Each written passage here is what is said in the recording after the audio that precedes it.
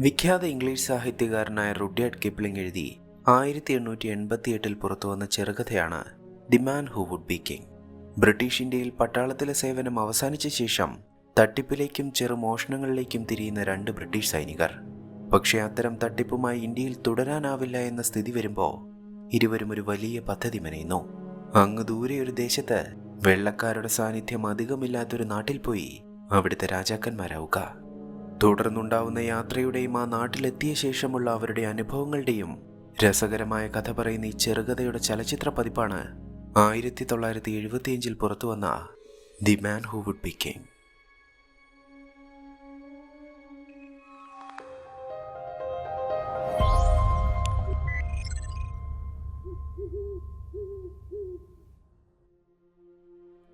പത്തൊൻപതാം നൂറ്റാണ്ടിന്റെ അവസാനത്തിൽ ബ്രിട്ടീഷ് ഇന്ത്യയിലാണ് കഥ ആരംഭിക്കുന്നത്.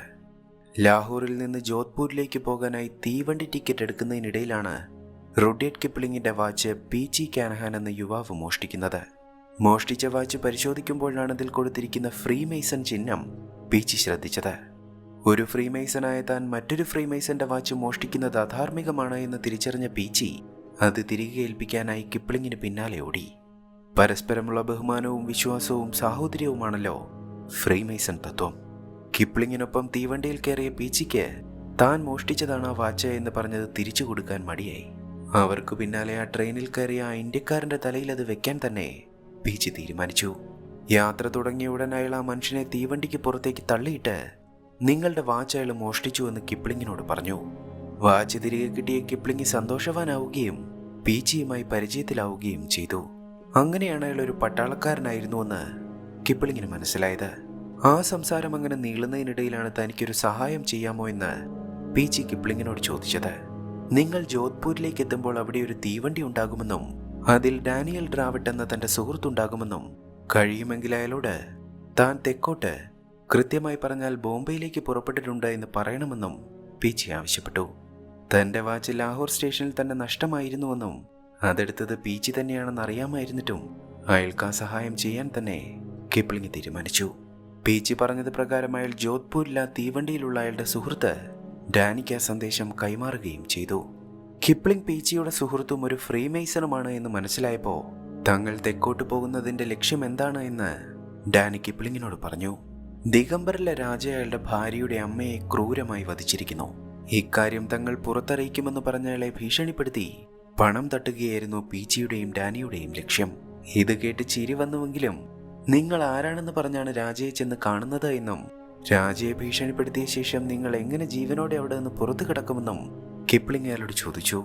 ഞങ്ങൾ നോർത്തേൺ സ്റ്റാർ പത്രത്തിന്റെ കറസ്പോണ്ടന്റുകളായിട്ടാണ് അവിടേക്ക് പോകുന്നത് എന്നാണ് ഡാനി മറുപടി പറഞ്ഞത്.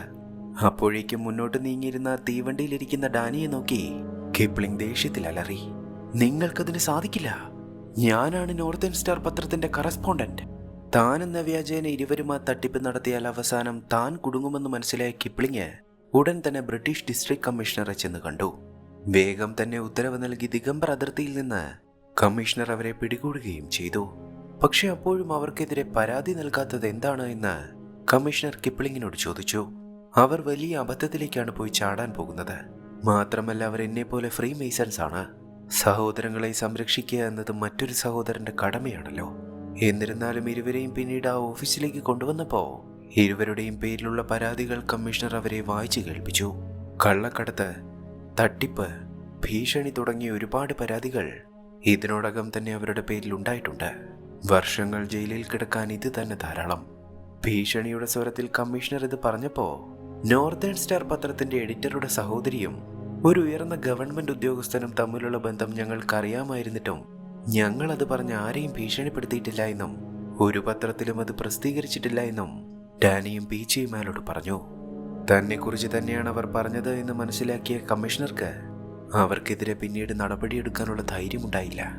എന്തായാലും താൻ ആ ഫയലുകൾ കൽക്കട്ടയിലേക്ക് അയക്കാൻ പോവുകയാണെന്നും ഫയലുകൾ കൽക്കട്ടയിലെത്തിയാൽ നിങ്ങൾ ഉടൻ തന്നെ ഡീപ്പോർട്ട് ചെയ്യപ്പെടുമെന്നും കമ്മീഷണർ അവരോട് പറഞ്ഞു. കിപ്ലിംഗ് ആകട്ടെ ഇരുവരുടെയും ആ മിടുക്കിലും വാക്ചാതുര്യത്തിലും അത്ഭുതപ്പെട്ടിരിക്കുകയായിരുന്നു. ഒരുതരം അഭിമാനവും സന്തോഷവും അയാൾക്ക് തോന്നി. അങ്ങനെ ആ സംഭവത്തിന് ശേഷം ഒരാഴ്ചയോളം കഴിഞ്ഞാണ് ഇരുവരും കിപ്ലിങ്ങിനെ കാണാനായി പത്രം ഓഫീസിലേക്ക് എത്തുന്നത്. തങ്ങൾക്ക് കുറച്ച് പുസ്തകങ്ങളും ഒരു ഭൂപടവും വേണമെന്നും ഒപ്പം തങ്ങളുടെ ഒരു കരാറിന് ഒരു ഫ്രീമേസൺ കൂടിയായ കിപ്ലിംഗ് സാക്ഷിയാവണമെന്നുമായിരുന്നു അവരുടെ ആവശ്യം. കരാർ എന്താണ് എന്ന് പറയുന്നതിന് മുൻപ് തന്നെ തങ്ങളുടെ പദ്ധതികൾ എന്താണ് എന്നിരുവരും കിപ്ലിങ്ങിനെ അറിയിച്ചു. എന്തായാലും ഇന്ത്യയിൽ നിന്ന് തങ്ങളെ ഡീപ്പോർട്ട് ചെയ്യാൻ പോവുകയാണ്. ഇന്ത്യയിൽ ഇനി തങ്ങൾ പോകാത്ത സ്ഥലങ്ങളില്ല താനും. അതുകൊണ്ട് തന്നെ അവിടെ നിന്ന് ഡീപ്പോർട്ട് ചെയ്യും മുന്നേ തങ്ങൾ തന്നെ അവിടെ നിന്ന് ഒഴിഞ്ഞു പോകാൻ അവർ തീരുമാനിച്ചിരുന്നു. അഫ്ഗാനിസ്ഥാനും കിഴക്കുള്ള കാഫീറിസ്ഥാൻ എന്ന നാട്ടിലേക്ക് പോവുകയായിരുന്നു ഇരുവരുടെയും പദ്ധതി. അവിടെ എത്തി ഏതെങ്കിലും ഒരു ഗ്രാമത്തലവനെ വലയിലാക്കുക, അയാളോടൊപ്പം ചേർന്ന് അയാളുടെ ശത്രുക്കളെ എല്ലാം കീഴ്പ്പെടുത്തുക, ശേഷം അയാളെ അവിടുത്തെ രാജാവാക്കി മാറ്റുക. ഒടുവിൽ ആ രാജാവിനെ അട്ടിമറിച്ച് തങ്ങൾ അവിടുത്തെ രാജാക്കന്മാരാവുക. കുറച്ചു കാലം അവിടെ ഭരിച്ച ശേഷം കിട്ടാവുന്ന സമ്പത്തെല്ലാം കവർന്നെടുത്തുകൊണ്ട് ഇംഗ്ലണ്ടിലേക്ക് മടങ്ങിപ്പോവുക. കേൾക്കുമ്പോൾ എത്ര എളുപ്പമാണ്, നിങ്ങൾക്ക് ശരിക്കും ഭ്രാന്താണല്ലേ എന്ന് കിപ്ലിംഗ് അവരോട് ചോദിച്ചു. എന്തു തന്നെയായാലും തനിക്ക് നഷ്ടമൊന്നുമില്ലാത്തതുകൊണ്ടും ഇരുഭ്രാന്തന്മാരുടെയും പദ്ധതി നടപ്പാകുമോ എന്നറിയാൻ കൗതുകമുള്ളതിനാലും കരാറിന് സാക്ഷിയാകാൻ തന്നെ കിപ്ലിംഗ് തീരുമാനിച്ചു. കരാർ ഇങ്ങനെയായിരുന്നു: ഡാനിയും പീച്ചിയും കാഫീറിസ്ഥാന്റെ രാജാക്കന്മാരാകാൻ പോവുകയാണ്. ലക്ഷ്യം പൂർത്തിയായാൽ കിട്ടുന്നത് കൃത്യം പാതിയായി വിഭജിക്കും. ലക്ഷ്യം പൂർത്തിയാകുന്നത് വരെ തങ്ങൾ മദ്യപിക്കില്ല, സ്ത്രീകളുമായി ഒരു തരത്തിലുള്ള സമ്പർക്കത്തിലും ഏർപ്പെടുകയില്ല. ഒരുവൻ ആപത്തിൽപ്പെടുകയാണെങ്കിൽ അവൻ രക്ഷപ്പെടുന്നത് വരെ രണ്ടാമനും അവനൊപ്പം തന്നെ ഉണ്ടാകും. ഇതിനോടകം തന്നെ ആ ഭ്രാന്തന്മാരിൽ തനിക്ക് മതിപ്പുണ്ടായിരുന്നതിനാലും ഇരുവരുടെയും പദ്ധതിയുടെ ഭാവി എന്താണെന്ന് അറിയാനുള്ള ആകാംക്ഷയാലും കിപ്ലിംഗ് ആ ഉടമ്പടിയിൽ സാക്ഷിയായി ഒപ്പുവെച്ചു. ശേഷം കിപ്ലിംഗിന്റെ ഓഫീസിലുണ്ടായിരുന്ന പുസ്തകങ്ങളും മറ്റും വായിച്ച് ആ പ്രദേശത്തെക്കുറിച്ചൊരു ധാരണ അവർ ഉണ്ടാക്കിയെടുത്തു. ഇതുവരെയും ബ്രിട്ടീഷുകാർ കാലുകുത്താത്ത സ്ഥലമായിരുന്നു അത്.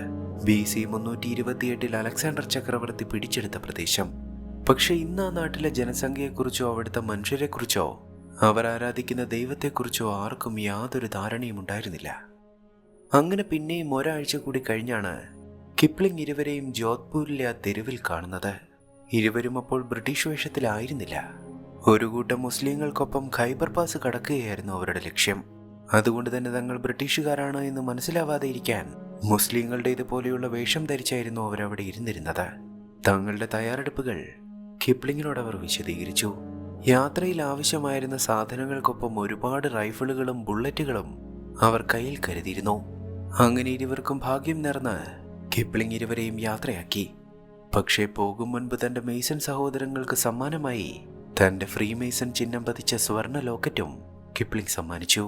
അങ്ങനെ അവർ യാത്ര തിരിച്ചു. ഒരുപാട് വൈകാതെ തന്നെ ആ മുസ്ലിം സംഘത്തോടൊപ്പം ഇരുവരും തങ്ങളുടെ ഒട്ടകങ്ങളെയുമായി ഖൈബർ പാസ് കടന്നു.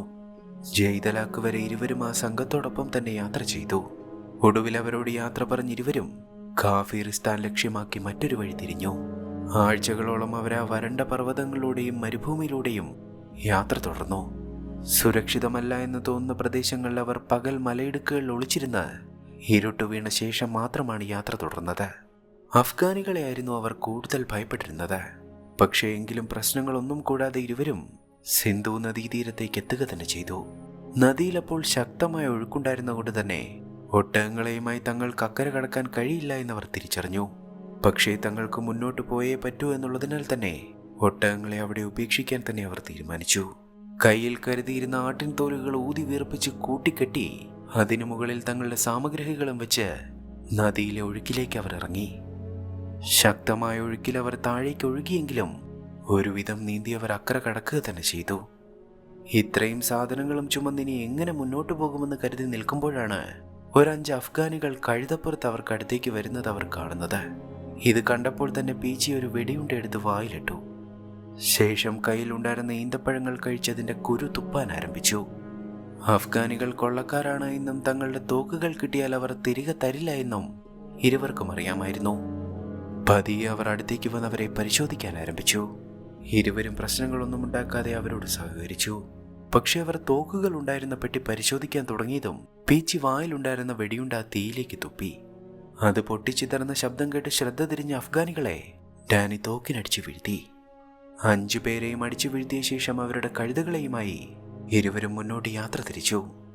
വൈകാതെ ആ യാത്ര കഠിനമായി തുടങ്ങി. ഇതിനോടകം തന്നെ അവർ ഹിന്ദുക്കുഷ് പർവ്വതനിരകൾ കയറി തുടങ്ങിയിരുന്നു. അതികഠിനമായിരുന്നു ആ മഞ്ഞുമൂടിയ പർവ്വതങ്ങളിലൂടെയുള്ള യാത്ര. മരുഭൂമിയിലെ പോലെ രാത്രി എവിടെയെങ്കിലും തമ്പടിക്കാനോ വിശ്രമിക്കാനോ അവർക്ക് കഴിയുമായിരുന്നില്ല. ആ കൊടും തണുപ്പിലൂടെ അവർ വിശ്രമമില്ലാതെ മുന്നോട്ട് യാത്ര തുടരുക തന്നെ ചെയ്തു. പക്ഷേ തൻ്റെ ആത്മാർത്ഥ സുഹൃത്തിനോടൊപ്പമുള്ള ആ യാത്ര ഇരുവർക്കും വിരസമായിരുന്നില്ല. പഴയ കഥകളും പാട്ടുകളും തമാശകളും അവർക്ക് ചൂട് പകർന്നു. മഞ്ഞുമൂടിയ പർവ്വതങ്ങൾക്കപ്പുറം തങ്ങൾക്കായി ഒരു നാട് കാത്തിരിപ്പുണ്ടായെന്ന് ഇരുവർക്കും അറിയാമായിരുന്നു. പക്ഷേ അവർക്കൊപ്പമുണ്ടായിരുന്ന കഴുതകൾ ആ യാത്രയെ അതിജീവിച്ചില്ല. 3 എണ്ണത്തിൽ ഇതിനോടകം തന്നെ 2 കഴുതകൾ ചത്തു കഴിഞ്ഞിരുന്നു. കാഫിറിസ്ഥാൻ അടുത്ത് തന്നെയാണ് എന്നുള്ള സൂചനകൾ അവർക്ക് കിട്ടിത്തുടങ്ങിയിരുന്നുവെങ്കിലും പെട്ടെന്നാണ് പ്രതീക്ഷിക്കാതെ ഒരു പ്രതിസന്ധി അവർക്കുണ്ടാവുന്നത്.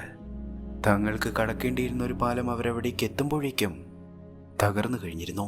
സത്യത്തിൽ അതൊരു പാലമായിരുന്നില്ല, ഒരു വലിയ പാറയിടുക്കിന് കുറുകെ മഞ്ഞ് കട്ടപിടിച്ച് രൂപപ്പെട്ടതായിരുന്നു അത്.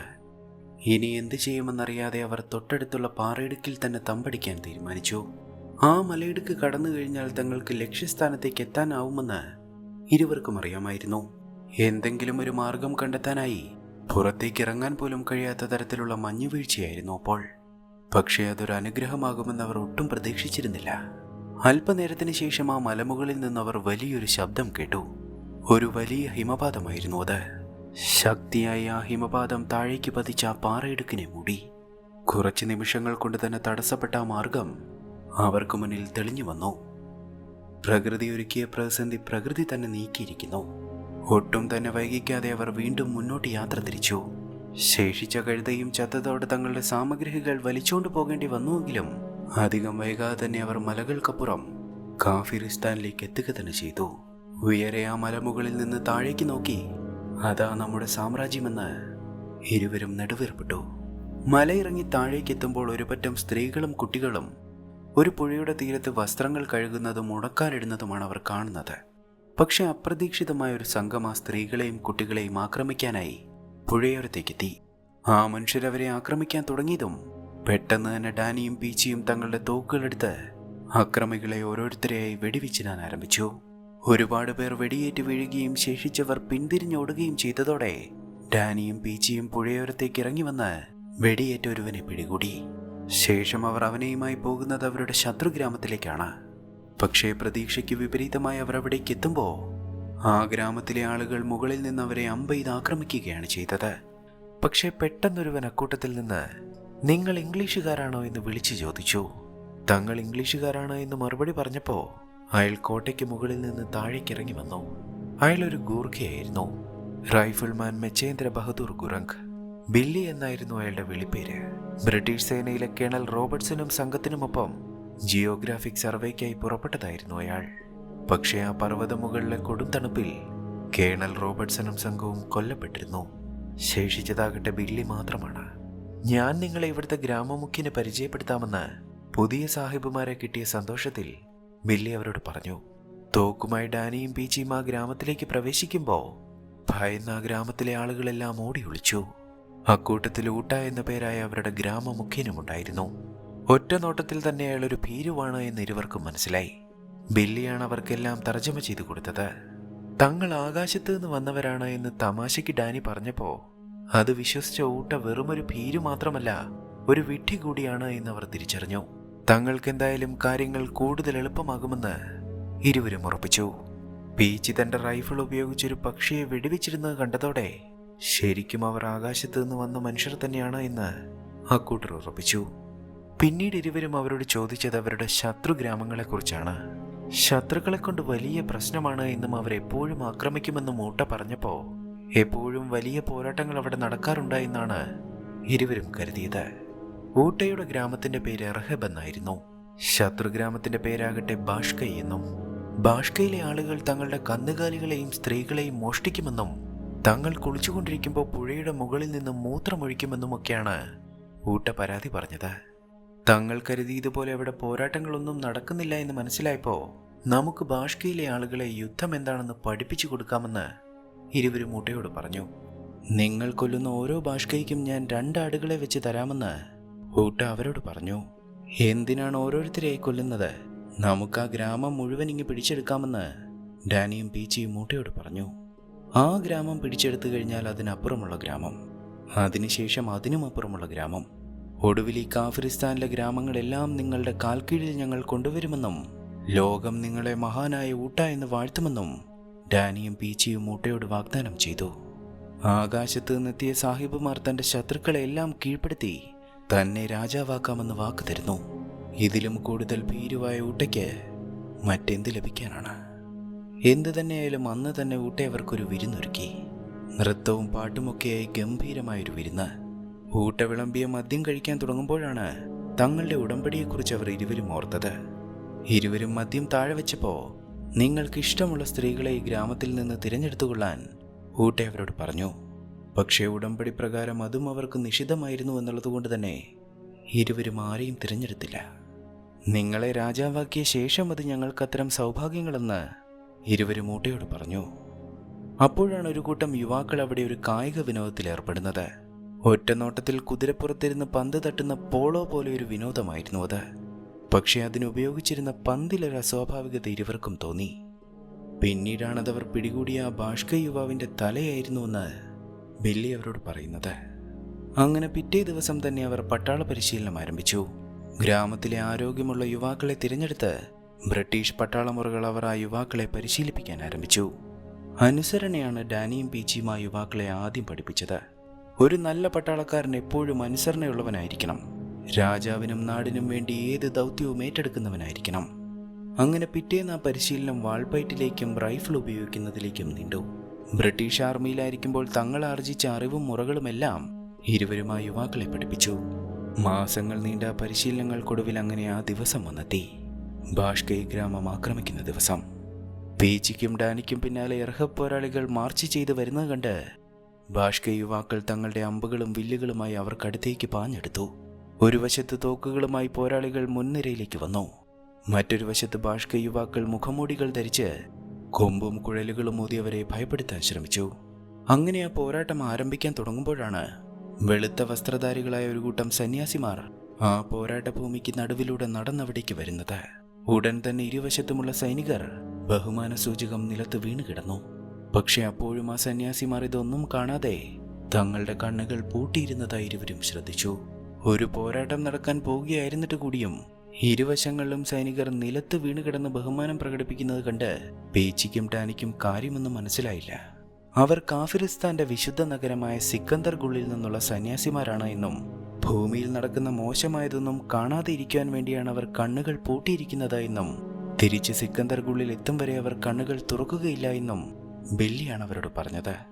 എന്തു തന്നെയായാലും അവർ പോയ പിറകെ തന്നെ പട്ടാളക്കാർ വേഗം ചാടി എഴുന്നേറ്റ് യുദ്ധത്തിന് തയ്യാറായി. ആദ്യം തന്നെ ഭാഷ്ക യുവാക്കൾ അവരുടെ അമ്പുകൾ തൊടുത്തുവെങ്കിലും അതുവരെയും വലിയ പോരാട്ടങ്ങളിലൊന്നും ഏർപ്പെട്ടിട്ടില്ലാത്ത അവരുടെ അമ്പുകൾ വളരെ ദുർബലമായി ആരെയും സ്പർശിക്കാതെ അവിടെ ചിതറി വീണു. ഉടൻ തന്നെ എർഹബ് പോരാളികൾ തങ്ങളുടെ തോക്കുകൾ ഉയർത്തി അവർക്ക് നേരെ വെടിയുതിർത്തു. ഭാഷ്ക യുവാക്കൾ ശരിക്കും ഭയപ്പെട്ടു. ഭയന്ന് നിൽക്കുന്ന ഭാഷ്കൈ പോരാളികൾക്കിടയിലേക്ക് തന്റെ കുതിരപ്പുറത്ത് ഡാനി പാഞ്ഞെടുത്തു. പെട്ടെന്നൊരു അമ്പ അയാളുടെ നെഞ്ചിൽ തറച്ചുവെങ്കിലും അത് വകവയ്ക്കാതെ പുല്ലരിയുന്ന ലാഘവത്തോടെ അയാൾ ആ യോദ്ധാക്കൾക്കിടയിലൂടെ തന്റെ വാളും ചുഴറ്റി മുന്നേറി. പക്ഷേ കുറെ ഏറെ നേരം കഴിഞ്ഞിട്ടും അയാൾ കുതിരപ്പുറത്ത് നിന്ന് വീഴുന്നില്ല എന്ന് കണ്ടതോടെ ഭാഷ്കൈ പോരാളികൾ അയാൾക്ക് മുന്നിൽ വീണുകിടന്ന് അയാളെ നമിക്കുകയാണ് ചെയ്തത്. ഡാനി തന്റെ നെഞ്ചിൽ തറച്ച അമ്പ് വലിച്ചൂരിയപ്പോ ഒരു പൊടി രക്തം പോലും അതിലുണ്ടായിരുന്നില്ല. ഇതുകൂടി കണ്ടതോടെ ശേഷിച്ച മനുഷ്യരും അയാൾക്ക് മുന്നിൽ കുമ്പിട്ട് നിന്നു. അനായാസേന അവർ ആ യുദ്ധം വിജയിക്കുകയായിരുന്നു. വിചാരിച്ചതിലും എളുപ്പത്തിൽ ഭാഷ്കൈ പിടിച്ചെടുക്കാൻ സാധിച്ചതിന്റെ സന്തോഷത്തിൽ ആ പട്ടണത്തിനുള്ളിലേക്ക് അവർ പ്രവേശിക്കുമ്പോൾ ഊട്ട തന്റെ വാള് മൂർച്ച കൂട്ടുന്ന തിരക്കിലായിരുന്നു. അയാൾ ഭാഷ്കയിലെ ഗ്രാമമുഖ്യനെയും സംഘത്തെയും വധിക്കാൻ പോവുകയാണ് എന്ന് മനസ്സിലാക്കി ഡാനിയും പീച്ചിയും അയാളെ തടഞ്ഞു. ഞാനാണ് ഈ ഗ്രാമം പിടിച്ചെടുത്തത് എന്നും എന്ത് ചെയ്യണമെന്ന് എന്നോടാരും പറയണ്ട എന്നും ഊട്ട അവരോട് പറഞ്ഞു. ഇതോടെ ഡാനി അയാളുടെ കയ്യിലെ വാള് തട്ടിയകറ്റി. നിങ്ങൾ നേതാവൊക്കെയാണ്, പക്ഷെ ഇവർക്ക് വധശിക്ഷ നൽകാൻ നിങ്ങൾക്ക് അധികാരമില്ല. എർഹബുകളും ഭാഷ്കൈകളും ഇനി സാഹോദര്യത്തോടെ ഒരു ഭരണത്തിന് കീഴിൽ കഴിയേണ്ടതുണ്ട്. ഡാനി ഇത് പറഞ്ഞപ്പോൾ ഊട്ട അയാൾക്ക് നേരെ തിരിഞ്ഞുവെങ്കിലും ഒരു എർഹബ് പോരാളി തന്നെ അയാളെ തടഞ്ഞു. സ്വന്തം ഗ്രാമത്തിലെ യുവാക്കൾ തന്നെ ഊട്ടയെ പിടിച്ചുകൊണ്ടുപോയ ശേഷം ഡാനി ഭാഷ്കയിലെ ഭരണാധികാരികളെ മോചിപ്പിച്ചു. ഭയപ്പെടേണ്ടതില്ല, നിങ്ങളെ ആരും വധിക്കുകയില്ല. നിങ്ങളുടെ സ്ത്രീകളെ ആരും ബലാത്സംഗം ചെയ്യുകയുമില്ല. മറ്റ് ഗ്രാമങ്ങൾ പിടിച്ചടക്കാൻ പക്ഷേ നിങ്ങൾ ഞങ്ങളോടൊപ്പം ഉണ്ടാകണമെന്ന് പറഞ്ഞ് ഡാനി അവരെ വാളുകൾ ഏൽപ്പിച്ചു. ഇരു ഗ്രാമങ്ങളിലെയും മനുഷ്യർ ആവേശത്തോടെ ആ തീരുമാനത്തെ സ്വീകരിച്ചു. ഇനിയും തങ്ങൾക്ക് ഒരുപാട് ഗ്രാമങ്ങൾ പിടിച്ചടക്കേണ്ടതുണ്ട്. ഫറോക്കുകൾ, ഷസുകൾ, ഗാന്ധാരകൾ, ഖവാക്കുകൾ തുടങ്ങിയ ഒട്ടനേകം ശത്രുഗ്രാമങ്ങൾ. ഈ ഗ്രാമങ്ങളൊന്നും ഇതുവരെ പോരാട്ടങ്ങളിൽ ഏർപ്പെട്ടിട്ടില്ല എങ്കിലും പരസ്പരം അവർ ദ്രോഹിച്ചുകൊണ്ടിരുന്നു. എല്ലാ ഗ്രാമങ്ങളെയും ഒരു ഭരണത്തിന് കീഴിലാക്കാൻ തന്നെ അവർ തീരുമാനിച്ചു. അങ്ങനെ ആ വിജയത്തിന് ശേഷം അവിടുത്തെ കോട്ടയിലിരുന്ന് തങ്ങൾക്ക് കിട്ടിയ സ്വർണവും പണവും അമൂല്യമായ വസ്തുക്കളും എല്ലാം എണ്ണുന്നതിനിടയിലാണ് പുറത്തു നിന്ന് സിക്കന്ദർ സിക്കന്ദർ എന്നുള്ള ആർപ്പോളി ഇരുവരും കേൾക്കുന്നത്. നിങ്ങളെയാണ് അവർ വിളിക്കുന്നത് എന്ന് ബില്ലി ഡാനിയോട് പറഞ്ഞു. ഡാനി പുറത്തേക്ക് ചെന്നതും അവിടെ തടിച്ചുകൂടിയിരുന്ന ജനം സിക്കന്ദർ സിക്കന്ദർ എന്നുറക്കെ ആർപ്പ് വിളിക്കാൻ ആരംഭിച്ചു. ഡാനി അവരെ കൈവീശി കാണിച്ച് അകത്തേക്ക് പോന്നുവെങ്കിലും സിക്കന്ദർ എന്നാൽ എന്താണ് എന്ന് അവർക്ക് മനസ്സിലായില്ല. വളരെ വർഷങ്ങൾക്ക് മുൻപ് സിക്കന്ദർ എന്നൊരു മഹാൻ അദ്ദേഹത്തിന്റെ സൈന്യത്തെയുമായി ഈ നാട്ടിലേക്ക് വന്നിരുന്നു. അദ്ദേഹം ആ പർവ്വതമുകളിൽ സിക്കന്ദർഗുൾ എന്നൊരു വലിയ പട്ടണം നിർമ്മിച്ചു. കുറച്ചു കാലം അവിടെ ആ സിംഹാസനത്തിൽ നിന്ന് അദ്ദേഹം ഇവിടം ഭരിക്കുകയും ചെയ്തു. ജനം അദ്ദേഹത്തെ ദൈവമായി കണ്ട് ആരാധിച്ചു, ഇന്നും ആരാധിച്ചു പോകുന്നു. പക്ഷേ ഒരു നാൾ അദ്ദേഹത്തിന് മടങ്ങിപ്പോവേണ്ടി വന്നു. എന്നാൽ പ്രജാവത്സലനായ അദ്ദേഹത്തെ തിരിച്ചു പോകാൻ ഇവിടുത്തെ ജനം അനുവദിച്ചില്ല. ഒടുവിൽ താൻ മടങ്ങിപ്പോയി തന്റെ മകനെ ഇവിടേക്ക് അയക്കാമെന്ന് പറഞ്ഞ് അദ്ദേഹം ഈ നാട്ടിൽ നിന്ന് പോയി. ബില്ലി ഈ കഥ പറഞ്ഞപ്പോഴാണ് ഇവിടേക്ക് അവസാനമായി വന്ന ആ രാജാവിനെ കുറിച്ച് ഇരുവരും ഓർത്തത്. മഹാനായ അലക്സാണ്ടർ ചക്രവർത്തി. അലക്സാണ്ടർ ചക്രവർത്തിയാണ് സിക്കന്ദർ എന്ന പേരിൽ ഇവിടെ ആരാധിക്കപ്പെടുന്നത്. ഡാനിയുടെ നെഞ്ചിൽ അമ്പ് തറച്ചിട്ടും അതിൽ നിന്ന് രക്തം വരാത്തതുകൊണ്ടും അയാൾക്ക് മരണം സംഭവിക്കാത്തതുകൊണ്ടും തങ്ങളുടെ ദൈവമായ സിക്കന്ദർ അയച്ച അദ്ദേഹത്തിന്റെ മകനാണ് ഡാനി എന്ന് ജനം വിശ്വസിച്ചു. തമാശയ്ക്കാണെങ്കിലും അവർ ആ ഗ്രാമത്തിലേക്ക് എത്തിയപ്പോൾ തങ്ങൾ ആകാശത്ത് നിന്ന് വന്നവരാണ് എന്നാണ് ഊട്ടയോടും സംഘത്തോടും പറഞ്ഞത്. ഈ സംഭവം കൂടിയതോടെ ഡാനി ശരിക്കും ദൈവത്തിന്റെ മകനാണ് എന്ന് ജനം ഉറച്ചു വിശ്വസിച്ചു. ഇക്കാര്യം ഓർത്തിരുവരും ചിരിക്കാൻ തുടങ്ങിയപ്പോ നിങ്ങൾ ശരിക്കും ദൈവത്തിന്റെ മകനല്ലേ എന്ന് ബില്ലി ചോദിച്ചു. അപ്പോഴാണ് താൻ ഉള്ളിൽ ധരിച്ചിരുന്ന ബാൻഡലിയറിലാണ് അമ്പ് തറച്ചത് എന്നും അതുകൊണ്ടാണ് രക്തം വരാതിരുന്നത് എന്നും താൻ മരിക്കാതിരുന്നത് എന്നും ഡാനി ബില്ലിയോട് പറഞ്ഞത്. എന്തായാലും കാര്യങ്ങൾ തങ്ങൾക്ക് കൂടുതൽ എളുപ്പമായി. ഇനി ഇവരെ ഭരിക്കാൻ ഒരു രാജാവിനെ കണ്ടെത്തേണ്ടതോ പിന്നീട് അയാളെ അട്ടിമറിക്കേണ്ടതോ ഇല്ല. ജനം ഇപ്പോൾ തന്നെ അവരുടെ ആരാധനാപാത്രമാക്കിയിരിക്കുന്നു. വെറും രാജാവല്ല, അതിനും മുകളിൽ ദൈവത്തിന്റെ മകൻ, അല്ലെങ്കിൽ ദൈവം തന്നെ. എന്തായാലും തന്റെ സാഹിബുമാരുടെ രഹസ്യം തന്റെ പക്കൽ സുരക്ഷിതമായിരിക്കുമെന്ന് ബില്ലി അവർക്ക് വാക്കുകൊടുത്തു. അപ്പോഴേക്കും ജനം പുറത്ത് ആഘോഷം തുടങ്ങിക്കഴിഞ്ഞിരുന്നു. അവർ ആ പോളോ കളി ആരംഭിച്ചു കഴിഞ്ഞിരുന്നു. പക്ഷേ ഇത്തവണ അവരുപയോഗിച്ച പന്ത് ഊട്ടയുടെ തലയായിരുന്നു. ദിവസങ്ങളും ആഴ്ചകളും മാസങ്ങളും അങ്ങനെ കടന്നുപോയി. ഡാനിയുടെ നേതൃത്വത്തിൽ ആ സംഘം അടുത്തുള്ള ഗ്രാമങ്ങളെല്ലാം പിടിച്ചടക്കാൻ ആരംഭിച്ചു. ആദ്യത്തെ 2 ഗ്രാമങ്ങൾ പോലെ തന്നെ അനായാസമായിരുന്നു ഓരോ വിജയവും. നാൾക്ക് നാൾ ഡാനിയുടെ സൈന്യത്തിന്റെ കരുത്തും അംഗസംഖ്യയും വർദ്ധിച്ചുകൊണ്ടിരുന്നു. ജനമേളെ ബഹുമാനത്തോടെ സിക്കന്ദർ രണ്ടാമനെന്ന് വിളിച്ചു. പതിയെ പതിയെ കാഫ്രിസ്ഥാൻ ഒന്നാകെ അയാളെ പിന്തുടരാൻ ആരംഭിച്ചു. ഒടുവിലത്തെ ഗ്രാമങ്ങൾ പിടിച്ചെടുക്കാൻ അവർക്ക് പോരാട്ടങ്ങൾ പോലും വേണ്ടി വന്നില്ല. സിക്കന്ദറും പട്ടാളവും എത്തുന്നത് കണ്ട് അവിടങ്ങളിലെ ജനങ്ങൾ അവർക്കൊപ്പം അണിചേർന്നു. ഓരോ ഗ്രാമത്തിലെയും ആളുകൾ വിലപ്പെട്ട ആഭരണങ്ങളും പണവും പട്ടും പഴങ്ങളും അയാൾക്ക് മുന്നിൽ കാഴ്ചവെച്ചു. അക്കൂട്ടത്തിലാണ് ഡാനി ആ പെൺകുട്ടിയെ ശ്രദ്ധിക്കുന്നത്. കണ്ട മാത്രയിൽ തന്നെ അവളിൽ ആകൃഷ്ടനായ ഡാനി അവളെ അരികിലേക്ക് വിളിച്ചു. പതിയെ അവൾ ഭയഭക്തിയോടെ ദൈവത്തിന്റെ മകൻ അരികിലേക്ക് വന്നു. അവളുടെ സൗന്ദര്യത്തെക്കുറിച്ച് അയാൾ വാചാലനായി. നിന്റെ പേരെന്താണ് എന്ന് അയാൾ ചോദിച്ചു. റോക്സാൻ എന്നായിരുന്നു അവളുടെ പേര്. റോക്സാൻ, അലക്സാണ്ടർ ചക്രവർത്തിയുടെ പ്രിയതമയുടെ പേര്. എല്ലാം കൊണ്ടും ഡാനി അവളിൽ അനുരക്തനാവുകയായിരുന്നു. പക്ഷേ ഡാനി അരികിലേക്ക് ചെന്നപ്പോൾ അവൾ ഭയന്ന് പിന്മാറുകയാണ് ചെയ്തത്. ദൈവം ഒരാളെ സ്പർശിച്ചാൽ അവരൊരു ജ്വാലയായി മാറുമെന്നും പുകയും ചാരവും മാത്രമേ അവശേഷിക്കൂവെന്നുമായിരുന്നു അവരുടെ വിശ്വാസം. അതുകൊണ്ട് തന്നെ ആ ഒരു നിമിഷത്തിൽ മാത്രം താനൊരു ദൈവമാണ് എന്ന് പറഞ്ഞതിൽ അയാൾക്ക് നിരാശ തോന്നി. പെട്ടെന്നാണ് അവിടേക്ക് മുൻപ് കണ്ട സന്യാസിമാർ കടന്നു വരുന്നത്. വലിയ മുഖപുരയൊന്നുമില്ലാതെ അവർ വന്ന കാര്യം ഡാനിയെയും പീച്ചയെയും അറിയിച്ചു. സിക്കന്ദർഗുള്ളിലെ സിക്കന്ദറുടെ ക്ഷേത്രത്തിലെ മുഖ്യപുരോഹിതനായ കാഫു സലീമിന് അവരെ കാണണമെന്നും അവിടേക്ക് വരണമെന്നുമായിരുന്നു സന്യാസിമാരുടെ ആവശ്യം.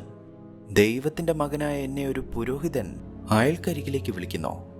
എന്തുകൊണ്ട് എൻ്റെ സന്നിധിയിലേക്ക് അയാൾക്ക് വന്നുകൂടാ? ഡാനി ഇത് ചോദിക്കാനാഞ്ഞപ്പോഴാണ് പീച്ച അയാളെ ഓർമ്മിപ്പിച്ചത്.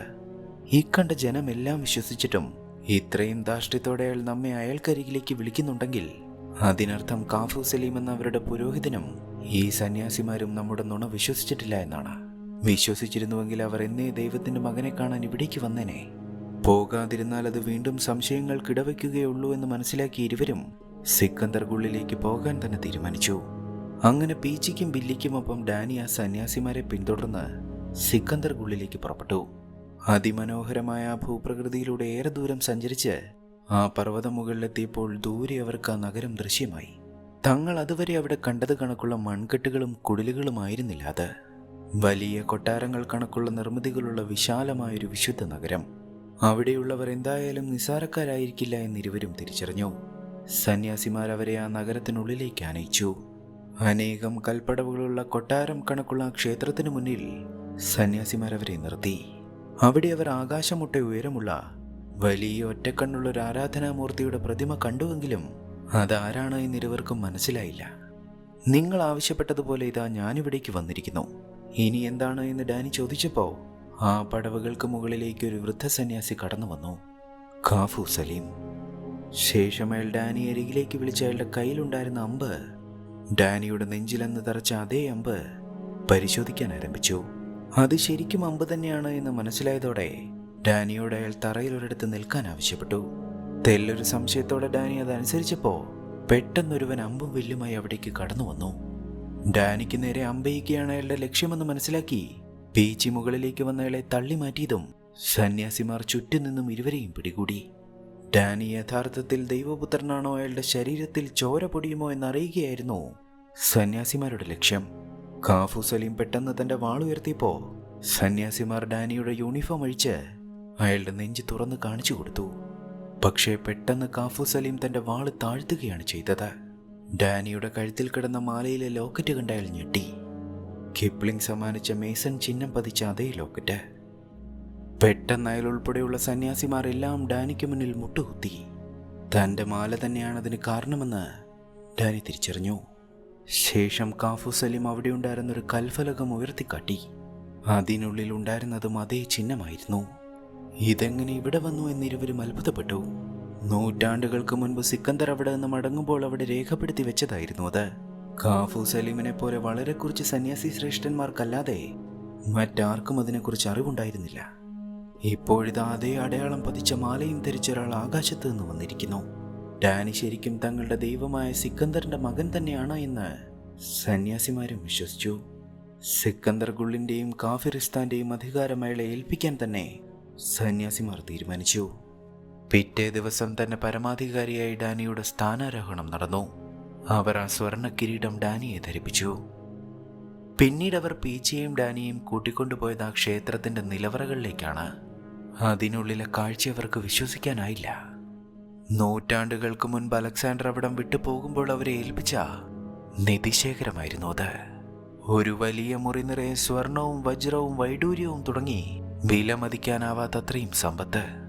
എന്തിനവിടെ ഉണ്ടായിരുന്ന വാളുകൾ പോലും സ്വർണത്താൽ നിർമ്മിക്കപ്പെട്ടതായിരുന്നു. സ്വർണ്ണാഭരണങ്ങൾ, സ്വർണ്ണ നാണയങ്ങൾ, സ്വർണ്ണ പാത്രങ്ങൾ, സ്വർണം കൊണ്ടുള്ള ആയുധങ്ങൾ എന്നിവയ്ക്ക് പുറമെ പല വർണ്ണങ്ങളിലുള്ള അമൂല്യമായ രത്നക്കല്ലുകളും അവിടെ ഉണ്ടായിരുന്നു. അവയിൽ പല കല്ലുകൾക്കും ഒരു ആപ്പിളിനോളം പോലും വലിപ്പം ഉണ്ടായിരുന്നു. എല്ലാം സിക്കന്ദർ ഇവിടേക്ക് അയക്കുന്ന തന്റെ മകനായി കരുതി വെച്ചിരുന്നതായിരുന്നു. പക്ഷെ അപ്പോഴാണ് അതുവരെ ഇല്ലാത്തൊരു ആശയക്കുഴപ്പം അവർക്കുണ്ടായത്. ഇത്രയും വലിയ സമ്പത്ത് തങ്ങൾ എങ്ങനെ ഇംഗ്ലണ്ടിലേക്ക് എത്തിക്കും? ഈ സമ്പത്തുമായി നാട്ടിലേക്ക് മടങ്ങിപ്പോയാൽ പിന്നെ ലോകത്തിലെ ഏറ്റവും വലിയ സമ്പന്നരായി ശിഷ്ടകാലം തങ്ങൾക്ക് ഇംഗ്ലണ്ടിൽ കഴിയാം. പക്ഷെ എങ്ങനെ? ഇതിവിടെ നിന്ന് കൊണ്ടുപോകാൻ ഇവർ സമ്മതിക്കുമോ? എന്തായാലും ഇക്കാര്യം ഡാനി അവരോട് തന്നെ നേരിട്ട് ചോദിച്ചു. നിങ്ങളുടെ പിതാവ് നിങ്ങൾക്കായി കരുതി വെച്ചതാണിത് എന്നും നിങ്ങൾക്കത് എന്ത് വേണമെങ്കിലും ചെയ്യാമെന്നുമായിരുന്നു കാഫു സലീം മറുപടി പറഞ്ഞത്. തങ്ങളുടെ പക്കൽ ആവശ്യത്തിന് കഴുതകളുണ്ട്. ഈ സമ്പത്തെല്ലാം കഴുതപ്പുറത്ത് കൊണ്ടുപോകാനേ സാധിക്കൂ. സുരക്ഷയ്ക്കായി ഒരു 10 സൈനികരെ ഒപ്പം കൊണ്ടുപോകാം. പക്ഷേ അപ്പോഴേക്കും ശൈത്യകാലം തുടങ്ങിക്കഴിഞ്ഞിരുന്നു എന്നുള്ളത് കൊണ്ട് തന്നെ ശൈത്യകാലത്തിന് ശേഷം പോകുന്നതാണ് ഉചിതമെന്ന് ഇരുവരും തീരുമാനിച്ചു. എന്തായാലും അതുവരെ ഈ നാടിനെയും ഈ മനുഷ്യരെയും സമാധാനത്തോടെ ഭരിക്കാമെന്നും ഇരുവരും തീരുമാനിച്ചു. തങ്ങൾക്ക് ഇത്രയും വലിയൊരു സമ്മാനം കാത്തുവെച്ച് ഈ നാടിന്റെ പ്രാകൃത രീതികളിൽ മാറ്റം വരുത്തി പുതിയ നിയമങ്ങൾ അവരെ പഠിപ്പിക്കാൻ തന്നെ ഡാനി ഉറപ്പിച്ചു. അയാൾ ആ നാട്ടിലെ ജനത്തിന്റെ പരാതികൾ ഓരോന്നായി കേൾക്കാൻ ആരംഭിച്ചു. അവയ്ക്ക് പരിഹാരങ്ങളും കണ്ടെത്തി. ന്യായമായ ശിക്ഷകൾ കുറ്റവാളികൾക്ക് നൽകി. മനുഷ്യത്വപരമല്ലാത്ത പല നിയമങ്ങളിലും അയാൾ മാറ്റം വരുത്തി. പക്ഷെ അതിൽ പലതിലും പീച്ചി അഭിപ്രായം പറയുമ്പോൾ ഡാനിയലെ ശാസിക്കുന്നുണ്ട്. എന്തായാലും ആ ജനതയ്ക്ക് മുന്നിൽ താനിപ്പോൾ ദൈവപുത്രനാണ്. തനിക്കൊപ്പം അഭിപ്രായം പറയാനും തീരുമാനമെടുക്കാനുമുള്ള അർഹത മറ്റൊരാൾക്കും ലഭിച്ചാൽ ജനത്തിന് തൻ്റെ സ്ഥാനത്തോടുള്ള ബഹുമാനം കുറഞ്ഞേക്കുമെന്ന് ഡാനി കരുതി. പേച്ചിയെ മാറ്റി നിർത്തി ഡാനി അത് അയാളോട് പറയുന്നുമുണ്ട്. ഡാനി ഇത് നല്ല ഉദ്ദേശത്തോടെയാണ് പറഞ്ഞത് എങ്കിലും പേച്ചിക്കത് ചെറിയൊരു പരിഭവം ഉണ്ടാക്കാതിരുന്നില്ല. അതുകൊണ്ട് തന്നെ പിന്നീടുള്ള ദിവസങ്ങളിൽ ഭരണകാര്യങ്ങളിൽ നിന്നൊരൽപ്പം അകലം പാലിക്കാൻ തന്നെ പേച്ചി തീരുമാനിച്ചു. പകരം അയാൾ ആ നാട്ടിലെ നിർമ്മാണ പ്രവൃത്തികൾക്ക് മേൽനോട്ടം വഹിക്കാൻ ആരംഭിച്ചു. പേച്ചിയുടെ നേതൃത്വത്തിൽ 2 മലകളെ ബന്ധിപ്പിക്കുന്ന ഒരു വലിയ പാലവും മറ്റും അവർ നിർമ്മിച്ചു. മാസങ്ങൾ അങ്ങനെ കടന്നുപോയി ശൈത്യകാലവും അവസാനിച്ചു.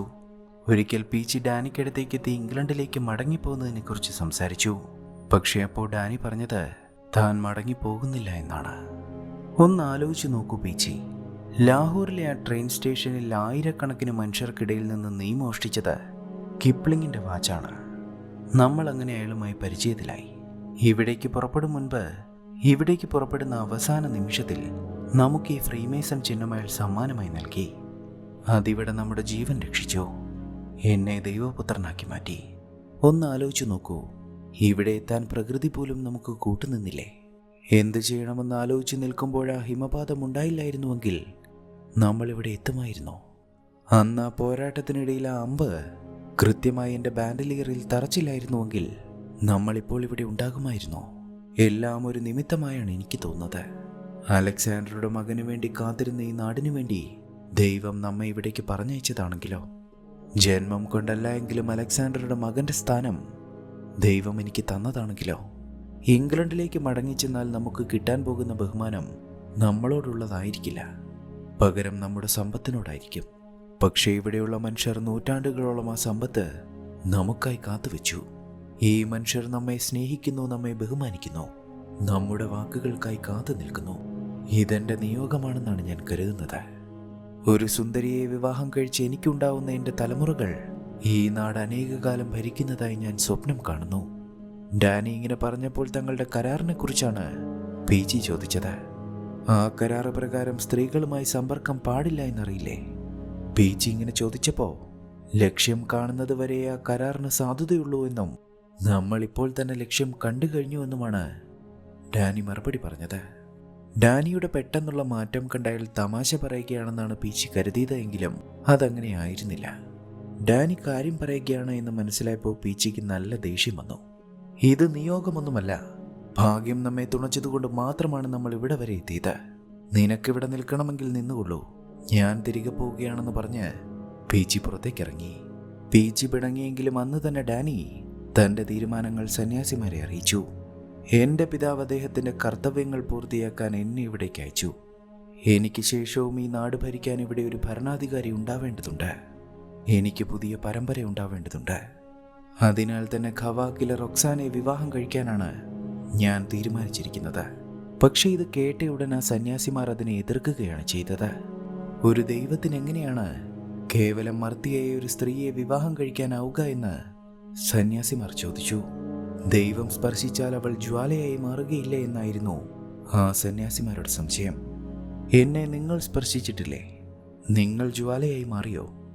എന്നെ സ്പർശിക്കുന്നവർ അല്ലെങ്കിൽ ഞാൻ സ്പർശിക്കുന്നവർ ജ്വാലയായി മാറണമോ എന്നത് ഞാനാണ് തീരുമാനിക്കുന്നത് എന്നായിരുന്നു ഡാനിയുടെ മറുപടി. പക്ഷേ അപ്പോഴും ഒരു ദൈവം വെറും ഒരു മനുഷ്യ സ്ത്രീയുമായി സംഗമിക്കുന്നത് തെറ്റാണ് എന്ന് തന്നെയായിരുന്നു സന്യാസിമാർ പറഞ്ഞത്. അങ്ങനെ ഒടുവിൽ വിവാഹത്തിന് ഇംബാരയുടെ അനുവാദം തേടിക്കൊള്ളുവെന്നാണ് സന്യാസിമാർ പറഞ്ഞത്. അലക്സാണ്ടറോടൊപ്പം തന്നെ അവർ ഇംബാര എന്ന മറ്റൊരു ദൈവത്തെയും അവിടെ ആരാധിച്ചിരുന്നു. ഡാനിയും പേച്ചിയും അന്ന് ആ ക്ഷേത്രത്തിലേക്ക് എത്തിയപ്പോൾ കണ്ട ഒറ്റക്കണ്ണൻ പ്രതിമ ഈ ദേവന്റേതായിരുന്നു. ഒരു ദൈവം ഒരു മനുഷ്യ സ്ത്രീയെ വിവാഹം കഴിച്ചാൽ ഇംബാര കോപിക്കുമെന്ന് സന്യാസിമാർ വിശ്വസിച്ചു. ഇതേ സമയം തന്നെ മറ്റൊരു വശത്ത് പേച്ചി തൻ്റെ പങ്കുമായി അവിടെ നിന്ന് പോകാൻ തന്നെ തീരുമാനിച്ചു കഴിഞ്ഞിരുന്നു. അപ്പോഴാണ് ബില്ലി അവിടേക്ക് വന്ന് തൻ്റെ വേവലാതി അയാളെ അറിയിച്ചത്. ഡാനി ഇത്തരത്തിലുള്ള തീരുമാനങ്ങളാണ് എടുത്തിരിക്കുന്നത് എന്നും തീർച്ചയായും ഇംബാര കോപിക്കുമെന്നാണ് സന്യാസിമാർ പറയുന്നത് എന്നും ബില്ലി പേച്ചിയെ അറിയിച്ചു. ഇംബാര കോപിച്ചാൽ കന്നുകാലികൾ ചത്തൊടുങ്ങും, ചോളപ്പാടങ്ങൾ വിളയുകയില്ല, നദികൾ വറ്റിവരളും. ഡാനി ദൈവമല്ല എന്ന് നമുക്കറിയാമല്ലോ, അതുകൊണ്ട് തന്നെ ഇംബാര കോപിക്കാനൊന്നും പോകുന്നില്ല എന്ന് പേച്ചി അയാളെ സമാധാനിപ്പിച്ചു. പക്ഷേ ഒരു മനുഷ്യൻ ദൈവമായി നടിക്കുന്നത് കൊണ്ടാണെങ്കിലോ ഇംബാര കോപിക്കുന്നത് എന്ന് ബെല്ലി പിന്നെയും വേവലാതിപ്പെട്ടു. മറ്റൊരു വശത്താകട്ടെ ഡാനി തൻ്റെ വിവാഹത്തിനുള്ള തയ്യാറെടുപ്പുകൾ തുടങ്ങിക്കഴിഞ്ഞിരുന്നു. ഖവാക്കിൽ നിന്ന് താൻ ഏറെ മോഹിച്ച റൊക്സാനെ അയാൾ അവിടേക്ക് കൊണ്ടുവന്നു. പക്ഷേ ദൈവപുത്രനുമായുള്ള വിവാഹം ആ പെൺകുട്ടി ഒരിക്കലും ആഗ്രഹിച്ചിരുന്നില്ല. അയാളുടെ സ്പർശത്താൽ താൻ ഭസ്മമായി പോകുമോ എന്നവൾ ഭയന്നിരുന്നു. പക്ഷേ ദൈവപുത്രന്റെ ആജ്ഞ അനുസരിക്കാതെ വയ്യ. ഭയന്ന് നിൽക്കുന്ന അവൾക്കരികിലേക്ക് എത്തി ഡാനി അവളെ ഒരു കിരീടം അണിയിച്ചു. പക്ഷേ അയാളുടെ സ്പർശനമേറ്റിട്ടും അവൾക്കൊന്നും സംഭവിച്ചില്ല. ഭയപ്പെടേണ്ട, നീ ജ്വാലയായി മാറണമോ എന്ന് തീരുമാനിക്കേണ്ടത് ഞാൻ മാത്രമാണ് എന്ന് ഡാനി അവളോട് പറഞ്ഞു. വിവാഹത്തിന് ഇനി ഒരു ദിവസം മാത്രമേ ശേഷിക്കുന്നുള്ളൂ. പീച്ചി അന്ന് രാത്രിയിൽ ഡാനിയോട് യാത്ര പറയാനായി അയാൾ കരികിലേക്കെത്തി. രണ്ട് ആത്മാർത്ഥ സുഹൃത്തുക്കൾ രണ്ടു വഴി പിരിയാൻ പോവുകയാണ്. സ്വർണവും പണവുമെല്ലാം താൻ കൃത്യം രണ്ടായി പകുത്തുവെന്നും നാളെ തന്നെ താൻ യാത്ര തിരിക്കുകയാണ് എന്നും പീച്ചി ഡാനിയോട് പറഞ്ഞു. നിനക്കാവശ്യമെങ്കിൽ കൂടുതൽ എടുത്തുകൊള്ളുവെന്ന് ഡാനി സ്നേഹത്തോടെ പീച്ചിയോട് പറഞ്ഞു. എനിക്കെൻ്റെ പങ്ക് മാത്രം മതിയെന്നും ഭാഗ്യമുണ്ടെങ്കിൽ എന്നെങ്കിലും വീണ്ടും കാണാമെന്നും പറഞ്ഞ് പീച്ചി പുറത്തേക്കിറങ്ങാൻ തുടങ്ങുമ്പോൾ നാളെ എൻ്റെ വിവാഹമാണ് എന്നും അതുകൂടി കഴിഞ്ഞു പോയാൽ പോരെ എന്നും ഡാനി അയാളോട് ചോദിച്ചു. ഏറെ സന്തോഷത്തോടെ പീച്ചി സമ്മതിക്കുകയും ചെയ്തു. അങ്ങനെ പിറ്റേന്ന് സന്യാസിമാരുടെ എല്ലാ എതിർപ്പുകളെയും അവഗണിച്ച് ഡാനി ഒരു മനുഷ്യ സ്ത്രീയുമായി വിവാഹിതനാകാൻ തയ്യാറായി. ദൈവപുത്രനുമായി വിവാഹം കഴിഞ്ഞാൽ തനിക്ക് എന്ത് സംഭവിക്കുമെന്ന് ഭയപ്പെട്ടു നിന്നിരുന്ന ആ പെൺകുട്ടിയെ നിർബന്ധിച്ചവർ മണ്ഡപത്തിലേക്ക് അനയിച്ചു. ഭയം മൂലം അവൾ മോഹാലസ്യപ്പെട്ടുകൊണ്ടേയിരുന്നു. ഡാനിയെ കണ്ണു തുറന്ന് നോക്കാൻ പോലും അവൾ ഭയപ്പെട്ടു. പക്ഷേ ഡാനി ഇതൊന്നും കാര്യമാക്കിയില്ല. പീച്ചി നൽകിയ മോതിരമേൾ അവളുടെ വിരലിലണിയിച്ചു. ദൈവവും മനുഷ്യനുമായുള്ള വിവാഹം നടന്നു കഴിഞ്ഞാൽ ആ നാടിനെ കാത്തിരിക്കുന്ന ആപത്തിനെ ഭയന്ന് സന്യാസിമാർ പലരും നിലത്ത് വീണ് പിടഞ്ഞു. പക്ഷേ ഡാനി ഇതൊന്നും കാര്യമാക്കാതെ താൻ മോതിരമണിയിച്ച ആ പെൺകുട്ടിയെ കെട്ടിപ്പുണരാൻ തുടങ്ങിയതും ഭയന്നുപോയ ആ പെൺകുട്ടി വെപ്രാളപ്പെട്ട അയാളുടെ മുഖത്ത് കടിച്ചു. പെട്ടെന്ന് കുതിരമാറിയ ഡാനിയുടെ മുഖത്ത് ചോര പൊടിഞ്ഞു. ഇത് കണ്ട് കാഫു സലീം പതിയെ അയാൾക്കരികിലേക്ക് നടന്നു വന്നു. ശേഷം അയാളുടെ മുഖത്തെ രക്തം കയ്യിലെടുത്ത് എന്തൊക്കെയോ പറയാൻ ആരംഭിച്ചു. ഡാനി ദൈവമല്ല എന്നവർ തിരിച്ചറിയുകയായിരുന്നു. എന്നാൽ ആപത്ത് മനസ്സിലായ പീച്ചി ഉടൻ തന്നെ ഡാനിയുടെ കയ്യിൽ പിടിച്ച് മണ്ഡപത്തിന് പുറത്തേക്കിറങ്ങി മുന്നോട്ട് നടന്നു. ഒന്നും സംഭവിക്കാത്ത മട്ടിൽ പീച്ചി ഡാനിയുമായി സന്യാസിമാർക്കിടയിലൂടെ ആ കവാടത്തിലേക്ക് നീങ്ങുമ്പോൾ അവനെ പിടിക്കൂ, അവൻ ദൈവമല്ല എന്ന് കാഫു സലീം വിളിച്ചു പറഞ്ഞു. ഇത് കേട്ടയുടൻ ആ സന്യാസിമാരെല്ലാം അവരുടെ പിന്നാലെ ഓടി. അപ്പോഴേക്കും അവർ പീച്ചി തയ്യാറാക്കി നിർത്തിയിരുന്ന കഴുതകൾക്കും പട്ടാളക്കാർക്കും അടുത്തേക്ക് എത്തിയിരുന്നു. സന്യാസിമാരവരെ പിടികൂടാനായി വരുന്നത് കണ്ട് പീച്ചിയുടെ പട്ടാളം അവരെ ഓരോരുത്തരെയായി വെടിവെച്ചിടാൻ ആരംഭിച്ചു. പക്ഷേ എന്നിട്ടും അവർ പിന്തിരിയുന്നില്ല എന്ന് കണ്ടതോടെ ഡാനിയും പീച്ചിയും അവിടെ നിൽക്കാതെ മുന്നോട്ടോടി. സന്യാസിമാരാകട്ടെ അവരെ കല്ലുകൾ എറിയാനും കയ്യിൽ കിട്ടിയ പട്ടാളക്കാരെ ആക്രമിച്ച് കൊല്ലാനും ആരംഭിച്ചു. പെട്ടെന്ന് അവിടെ നിന്ന് വെപ്രാളപ്പെട്ട് ഓടുന്ന വഴിക്ക് പീച്ചിയുടെ കഴുതപ്പുറത്ത് കെട്ടിവെച്ചിരുന്ന സ്വർണ്ണപ്പെട്ടികൾ തുറന്ന് സ്വർണമെല്ലാം ആ മലഞ്ചെരുവിലേക്ക് വീണു പോകുന്നുണ്ട്. അപ്പോഴേക്കും ആ പട്ടാളക്കാരെ എല്ലാം സന്യാസിമാർ വധിച്ചു കഴിഞ്ഞിരുന്നു. ശേഷിച്ചതാകട്ടെ ഡാനിയും പീച്ചിയും മാത്രം. വൈകാതെ ഇരുവരെയും ആ സന്യാസിമാർ വളഞ്ഞു. പീച്ചിയുടെ തോക്കിലാകട്ടെ വെടിയുണ്ടകളും അവശേഷിച്ചിരുന്നില്ല. പതിയെ ആ സന്യാസിമാർ തങ്ങൾക്ക് ചുറ്റും കൂടുമ്പോൾ ഇങ്ങനെ ഒരു അവസ്ഥയിലേക്ക് നിന്നെ എത്തിച്ചതിൽ ഞാൻ ക്ഷമ ചോദിക്കുന്നുവെന്ന് ഡാനി പീച്ചിയോട് പറഞ്ഞു. ഇതെല്ലാം പ്രതീക്ഷിച്ചു തന്നെയല്ലേ നമ്മൾ ഈ യാത്ര പുറപ്പെട്ടത് എന്നായിരുന്നു പീച്ചിയുടെ മറുപടി. പിന്നെ ഒട്ടും വൈകാതെ തന്നെ ആ സന്യാസിമാർ ഇരുവരെയും പിടികൂടി. ദൈവപുത്രനായി അഭിനയിച്ച ഡാനിയെ അയാൾ തന്നെ നിർമ്മിച്ച ആ തൂക്കുപാലത്തിലേക്ക് അവർ കൊണ്ടുവന്നു. ഡാനി ധൈര്യപൂർവ്വം തൻ്റെ കിരീടം തലയിലണിഞ്ഞ് പാലത്തിലേക്ക് കയറി നിന്നു. തൊട്ടടുത്ത നിമിഷം തന്നെ അയാളെ കൊല്ലാൻ കാഫു സലീമിൻ്റെ ഉത്തരവെത്തി. ഇതോടെ അവർ ആ തൂക്കുപാലത്തിൻ്റെ കയറുകൾ ഓരോന്നായി അറുത്തുമാറ്റാൻ ആരംഭിച്ചു. ഒന്നുകിൽ മരണമല്ലെങ്കിൽ വിജയമെന്ന് പ്രതീക്ഷിച്ച് തന്നെയാണ് തങ്ങൾ ഈ യാത്രയ്ക്ക് ഇറങ്ങി പുറപ്പെട്ടത്. തങ്ങൾ എന്തായാലും ഇതിനോടകം തന്നെ വിജയിച്ചു കഴിഞ്ഞിരിക്കുന്നു. ഒടുവിൽ മരണം വരിക്കാനും അവർ തയ്യാറായിരുന്നു. തൂക്കുപാലത്തിൻ്റെ അവസാനത്തെ കയറ് മറുത്തുമാറ്റിയതോടെ ഡാനി ആ താഴ്വാരത്തിൻ്റെ ആഴങ്ങളിലേക്ക് പതിച്ചു. മാസങ്ങൾ വീണ്ടും അങ്ങനെ കടന്നുപോയി. അന്നൊരു രാത്രി നോർത്തേൺ സ്റ്റാർ പത്രത്തിൻ്റെ ഓഫീസിലേക്ക് കിപ്ലിങ്ങിനെ കാണാനായി വികൃതരൂപിയായ ഒരു മനുഷ്യനെത്തി. ആദ്യ നോട്ടത്തിൽ കിപ്ലിങ്ങിന് അയാളെ മനസ്സിലായില്ല. കുടിക്കാനൊരൽപ്പം വെള്ളമാണ് അയാൾ ആവശ്യപ്പെട്ടത്. വെള്ളം കുടിച്ചുകൊണ്ടിരിക്കുമ്പോൾ അയാൾ ആരാണ് എന്ന് കിപ്ലിങ് തിരിച്ചറിഞ്ഞു. പീച്ചിയായിരുന്നു അത്. നടന്ന സംഭവങ്ങളെല്ലാം അയാൾ കിപ്ലിങ്ങിനോട് വിശദീകരിച്ചു. ഡാനിയുടെ മരണശേഷം അയാളുടെ കൂട്ടാളിയായ പീച്ചിയെ അവർ ക്രൂരമായി മർദ്ദിച്ചു. ശേഷം അയാളുടെ 2 കൈകളും 2 പൈമരങ്ങളിലായി വെച്ച് അവരാണി തറച്ചു. ദിവസങ്ങളോളം ജീവൻ പോകുന്ന വേദനയിൽ പീച്ചി അതേ കിടപ്പ് കിടന്നു. പക്ഷേ ഒടുവിൽ ദയവ് തോന്നി ആരോ അയാളെ അവിടെ നിന്ന് മോചിപ്പിച്ചു. ജീവനും കയ്യിൽ പിടിച്ച് പീച്ചി അവിടെ നോടി. മഞ്ഞുമൂടിയ പർവ്വതങ്ങളും ചുട്ടുപൊള്ളുന്ന മരുഭൂമിയും അയാൾ താണ്ടി. പക്ഷേ ഞാൻ ഒറ്റയ്ക്കായിരുന്നില്ല. എൻ്റെ സഹോദരൻ എൻ്റെ ഒപ്പമുണ്ടായിരുന്നു. അലക്സാണ്ടർക്ക് ശേഷം കാഫ്രിസ്ഥാൻ്റെ രാജാവായ എൻ്റെ ഡാനി. ഈ കഥ നിങ്ങൾ ലോകത്തോട് പറയണം മിസ്റ്റർ കിപ്ലിംഗ്. ഇതെല്ലാം സത്യമാണ് എന്നതിന് തെളിവായി ഞാനിതാ ഇതിവിടെ വെക്കുന്നുവെന്ന് പറഞ്ഞ് പീച്ചി അവിടെ നിറങ്ങിപ്പോയി.